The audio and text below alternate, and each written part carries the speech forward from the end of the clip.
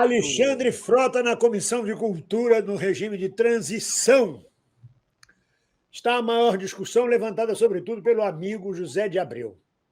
Eu vou ouvir cada um de vocês dois separadamente. Não deu nada a falar sobre isso. Se vire. Ah, é? Tem problema seu, seu bem-vindo. Porque eu também não tenho nada a falar sobre isto. Tem! Tem? A gente vai ter uma coisa no meu cabelo. A gente bota na roda que vai falar do bastidor. O José de Abreu teve uma briga feia com o Alexandre Frota. Feia. O Alexandre disse, vou te pegar. Marcou encontro, inclusive, para dar porrada no Zé de Abreu.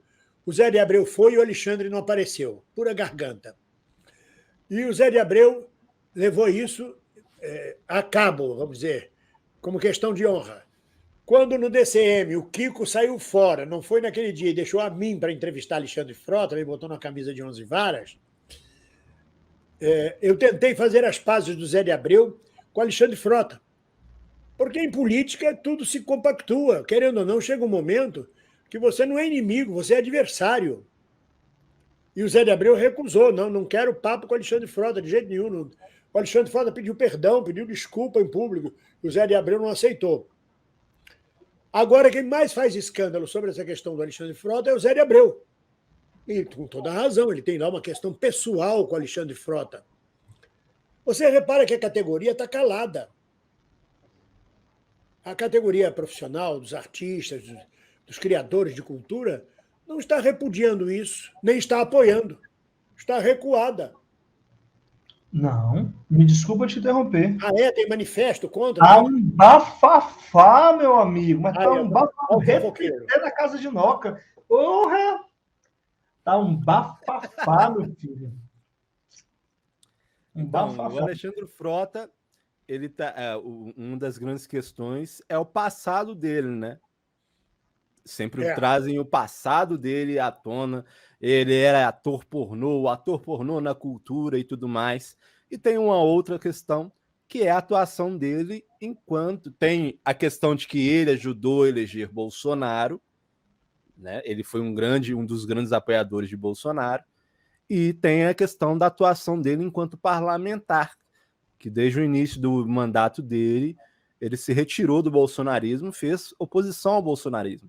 E foi uma grande representação, inclusive, durante a pandemia. Foi um grande apoiador das leis de apoio à cultura, Aldir Blanc e Paulo Gustavo. E ele, durante a pandemia, interviu em diversas festas, inclusive festas clandestinas com jogadores de futebol conhecidos, né? Então, ele tem essa grande contraditoriedade em cima da personalidade dele, né? Então, estão todos esses julgamentos em cima da figura dele. Lembrando que ele está fazendo parte da equipe de transição enquanto parlamentar, não como uma pessoa definitiva dentro da cultura no governo Lula. É a cota do PROS, do Partido PROS, que indica ele para a comissão de transição. E mais, ele é deputado e ele fazia parte da Comissão de Cultura da Câmara Federal. Então a gente tem que parar e separar um pouco as coisas. Eu não acho gracinha o Alexandre Frota. Eu não esqueço o passado dele. Mas nós estamos numa frente ampla. E ele não vai ser ministro da Cultura. E você tem que entender que a equipe de transição é composta, salvo engano, me diga, Dimitri, sobretudo por parlamentares indicados pelos partidos, cotas partidárias, com hegemonia do PT. É o seguinte, o que está por trás de tudo isso? Vamos tentar entender. O Frota, o problema dele ter feito filme pornô, para mim, não diz nada. Nada. Não, moralmente, eu não vou fazer nenhum julgamento do Alexandre Frota por conta disso. Fazer filme pornô ou não me diz nada. O Frota começa como ator. A história profissional dele é como ator comum. Eu me lembro dele fazendo Sassaricando, novela que foi, eu acho que no final dos anos 80, começo dos anos 90, uma coisa assim. Com Paulo Altran. Uma novela, aliás, muito bacana.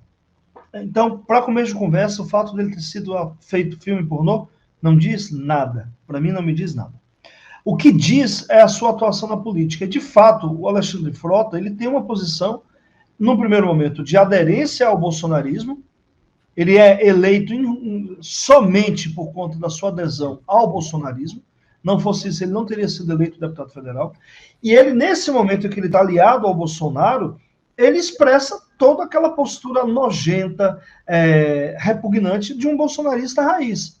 O comentário de que estuprou uma mãe de santo, e outros comentários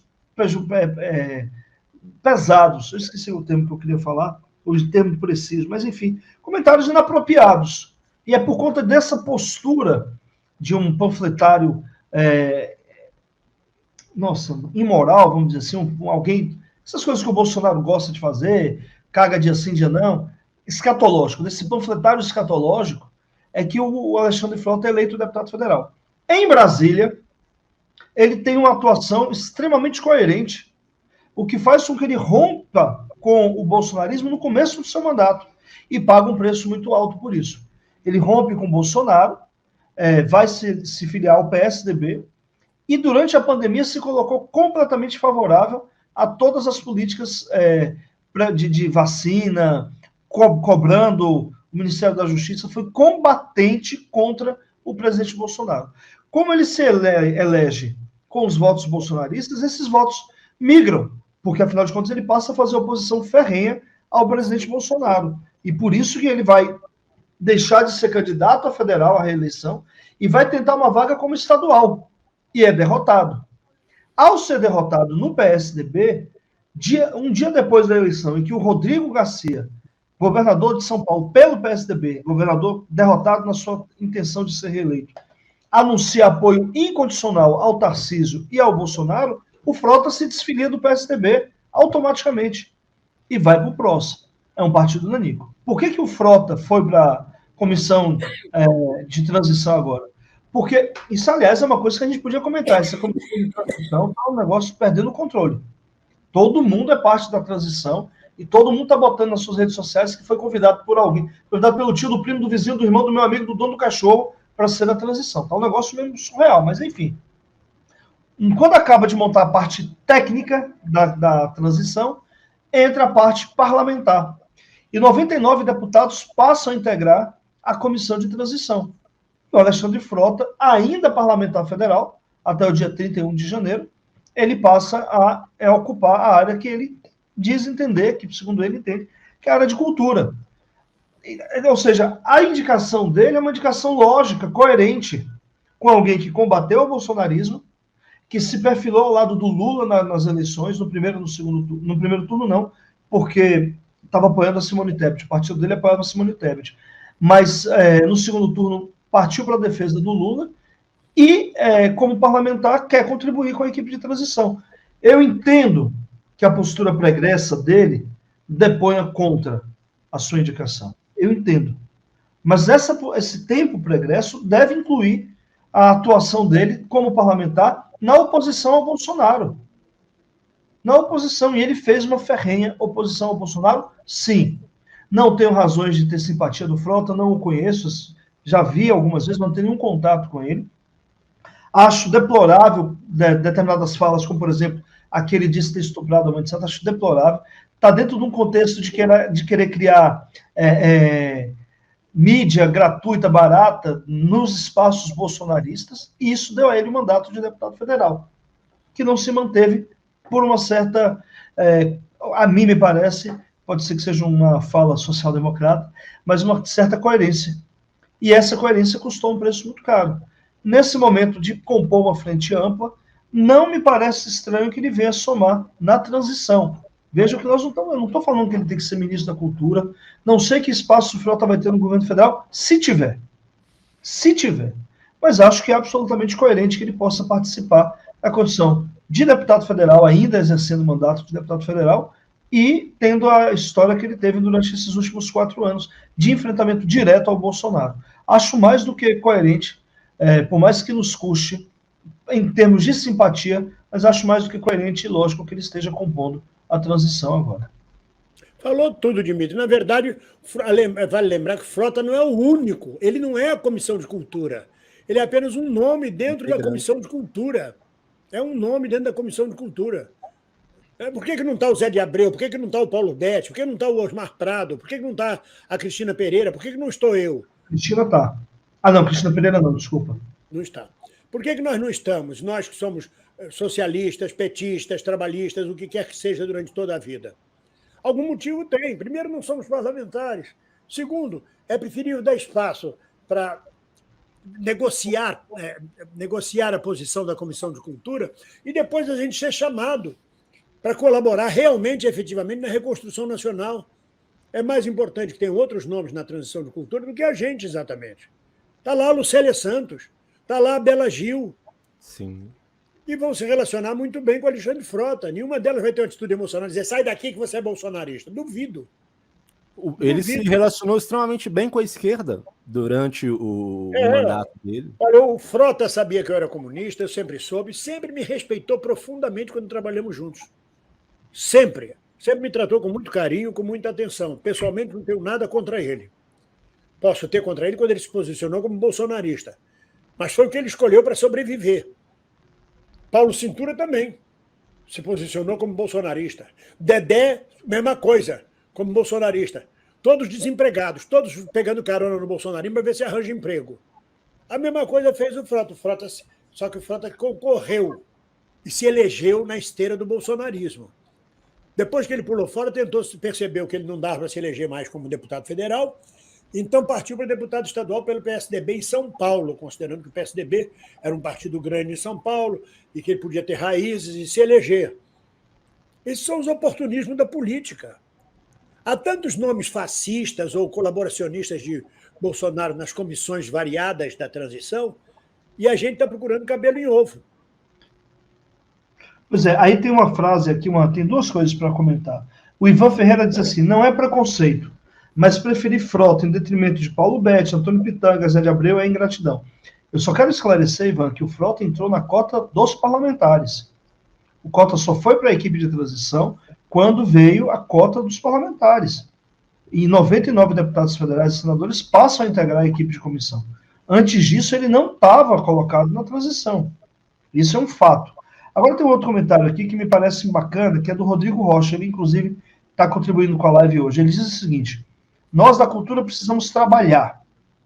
Não dá para ficar brigando agora. Estamos há mais de um ano sem receber um centavo sequer. E aí eu quero, com esse comentário do Rodrigo, além de me solidarizar com ele, dizer o seguinte, quais são as polêmicas que a gente deve estar alimentando, hein? Nós estamos com um país quebrado, economicamente quebrado, socialmente pisoteado, ecologicamente devastado, um país que não cumpriu a coisa mais básica, a gente acabou de falar na questão da Gal Costa, do Erasmo Carlos, tem a ver com luto, Bem-vindo sempre toca isso, nós não cumprimos o nosso luto enquanto nação, 700 mil pessoas morreram na pandemia, nós não fizemos o luto, quando você não faz o luto, eu não faço o luto de alguém que eu quero bem, abre-se uma ferida lá na frente.